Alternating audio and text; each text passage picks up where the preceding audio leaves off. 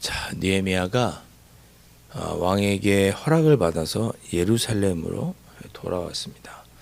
어제 말씀 잠깐 기억하시면 왕이 조서를 내려주었죠. 그래서 페르시아에서 예루살렘에 올 때까지 여러 관문을 거쳐야 되는데 통과할 수 있는 통행증과 같은 조서를 내려주었고, 또 예루살렘을 재건하는 데 필요한 목재도 얻을 수 있도록 해줬고, 또 느헤미야 혼자 가는 건 위험하니까 군대와 또 군대 장관들을 붙여줘서 무사히 다녀올 수 있도록 그렇게 조치를 취해 주었습니다.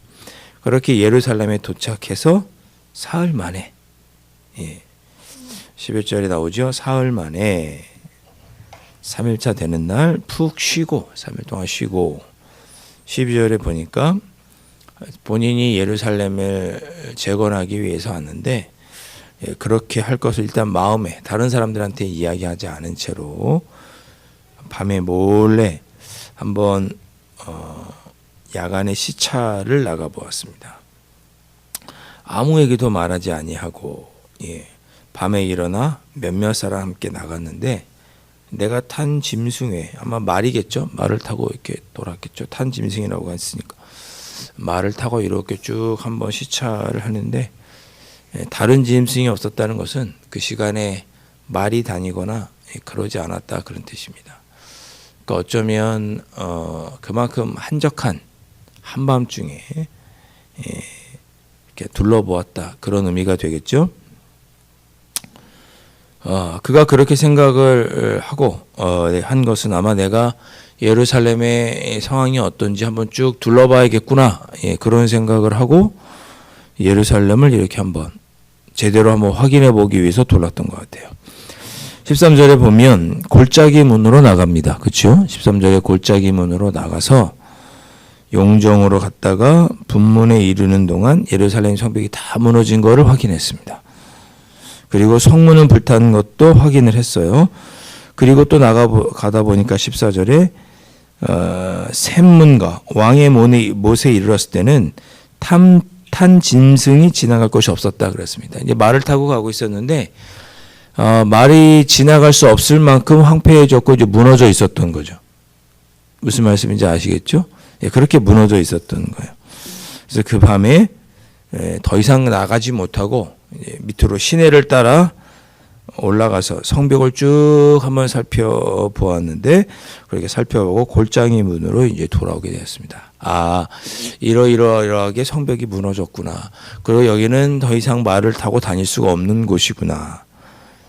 그리고 또 다른 시내 쪽으로 내려가서 쭉 둘러본 후에 어디가 문제가 있구나 확인을 하고 골짜기 문으로 나갔다가 다시 골짜기 문으로 돌아오게 되었습니다. 그러니까 예루살렘 성을 전체를 한번 쭉 둘러본 거죠. 그리고 와서 16절에 방백들은 내가 어디 갔었으며 무엇을 하였는지 알지 못하였고, 그렇게 했습니다. 그리고 그렇게 돌아오고 시찰했다는 것을 아무에게도 알리질 않았습니다. 자, 그러니까 충분히 3일 쉰 후에 예루살렘 성전이 어떤 상태인지 확인한 후에 17절 드디어 느헤미야가 자기가 온 목적을 밝히고 백성들에게 독려하기 시작합니다. 17절 말씀 보시면 후에 그들에게 이르기를 그랬습니다. 여기서 말하는 그들은 가까이 보면 16절에 나오는 제사장들이나 귀족들에게도 또 방백들에게나 그랬으니까 아마도 제사장, 귀족, 방백들이겠죠. 예루살렘에 있던 백성들에게 자기가 온 목적을 하나님께서 내 마음에 주신 그 생각을 이야기를 합니다. 뭐냐? 우리가 당한 공경은 너희도 보고 있는 바라. 17절에 예루살렘이 황폐하고 성문이 불탔으니 자 예루살렘 성전이 아니고 예루살렘 성을 건축하자. 그리고 다시 수치를 당하지 말자. 외적으로부터의 위협이나 이런 걸 잘 막아내자. 그들의 공격으로부터 우리가 어려움을 당하지 않도록 우리가 예루살렘 성을, 이 성벽을 다시 재건하자라고 제안을 합니다. 그리고 내가 그것을 위해 왔다라고 말하면서 그냥 온 것이 아니고 내가 확신이 있다. 18절 말씀 보시면 또 그들에게 하나님의 선한 손이 나를 도우신 일과 왕이 내게 이른 말씀을 전하였더니, 쉽게 말하면 우리 표현을 하면 간증한 거예요. 내가 여기 왔는데 사실 여기 이런 목적으로 오기까지 하나님께서 나를 어떻게 도와주셨는지, 어떻게 역사해 주셨는지, 내 갈 길을 어떻게 인도해 주셨는지를 이야기를 합니다. 이거 왜 이야기했겠어요? 우리가 예루살렘 성벽을 재건하는 일은 그것을 할 수 있도록 하나님께서 우리를 도와주셨다. 그러니까 이것은 하나님의 뜻이다. 그런 이야기를 하는 거예요. 그리고 어떻게 도와주셨는지 왕이 내게 한 말도 다 이야기를 해줍니다. 왕이 나에게 이러이러했고 조서를 내려줬고 목재도 이 성벽을 재건할 때 필요한 목재도 다 허락해 주었다. 네, 그런 이야기를 다 이야기를 하면서 이 일은 하나님의 뜻이다. 그렇게 전한 거죠. 예. 그리고 우리 일어나 함께 건축하자. 예. 하고 온 모인 제사장, 귀족, 방백, 백성들이 힘을 내서 이 선한 일을 시작하게 됩니다. 네. 그러니까 참 느헤미야가 능력이 있고 지혜로운 좋은 지도자라는 것을 다시 한번 깨닫게 되는 거죠. 예. 한번 충분히 예루살렘 성전이 어떻게인지를 자기의 마음을 이렇게 이야기하고 또 한번 둘러보자 그러면 또 누군가 가서 또 잘못된 곳을 보여줄까봐 밤에 몰래 가서 충분히 예루살렘 성의 상태를 확인한 후에 이 일은 하나님의 뜻이니 우리 힘을 모아서 함께 하자. 하나님께서 우리를 도와주실 것이다. 선한 손이 나를 도왔으니 이건 하나님의 뜻이다 라고 말하고 백성들의 마음을 모은 후에 이 일을 시작합니다. 그리고 19절에 호론 사람 산발랏, 종이었던 암몬 사람 도비야, 아라비아 사람 게셈, 그들은 이 일을 듣고 비웃었습니다. 아마도 예루살렘 그에 거주하던 당시의 지도자와 같은 사람들인데 하나같이 유대인은 아니죠. 호론 사람, 심지어 유대인들에게 종으로 살았던 암몬 사람 도비야, 그리고 아라비아 사람들이 이방인이죠. 그렇게 성벽을 재건하고 예루살렘 성을 재건하겠다고 하는 이스라엘 백성들을 비웃습니다. 너희가 하는 일이 무엇이냐? 너희가 왕을 배반하고자 하느냐? 이렇게 그들이 하는 행태를 삐딱하게 바라봅니다. 여러분, 이 산발랏과 도비야, 게셈은 느헤미야가 성벽을 재건하는 동안, 예루살렘 성을 재건하는 동안 끊임없이 방해하던 사람들입니다. 그런 세력들이에요.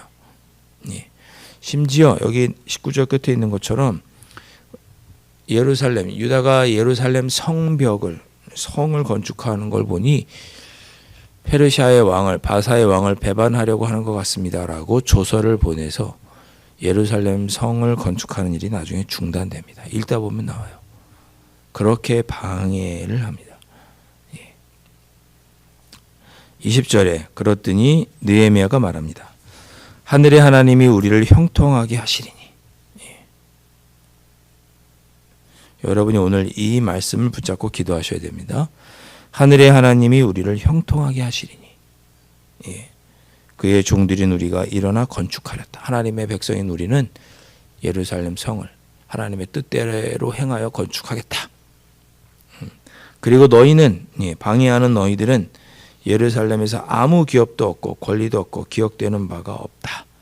그러니까 너희들은 예루살렘 성이 아무것도 아니다. 너희들은 여기 좀 거주하고 있지만 너희들은 앞으로 기업도 없을 것이고 기억되지도 않을 것이고 아무런 권리도 없게 될 것이다 라고 저주합니다. 그런 사람들이 와서 지금 예루살렘 성을 건축하는데 방해하는 거예요. 저는 여러분이 두 가지 말씀을 기억하셨으면 좋겠습니다. 느헤미야가 이렇게 예루살렘 성을 담대하게 지을 수 있는, 재건할 수 있는 이유는 무엇입니까? 백성들을 독려해서 예루살렘 성벽을 재건하고 예루살렘 성을 재건하려고 하는 그의 뭐라고 그럴까 이유가 어디에서 온 것입니까? 18절에 얘기한 대로 하나님께서 선한 손으로 나를 도우셔서 예루살렘 성벽을 재건하도록 말씀하셨기 때문에 이 일이 하나님의 일이라는 확신이 그에게 있었습니다. 그리고 두 번째로 하늘의 하나님이 우리를 형통하게 하실 것이라고 하는 믿음이 있었습니다. 그래서 그는 다른 사람들의 방해에도 불구하고 예루살렘 성벽을 재건할 것을 스스로가 다짐하고 백성들을 격려하여서 이 일을 시작합니다. 여러분,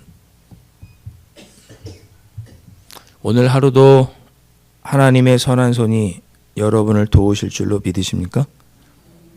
네. 하늘의 하나님이 우리를 형통하게 하실 줄로 믿으십니까? 네. 아멘 소리가 계속 작아지시네요. 네.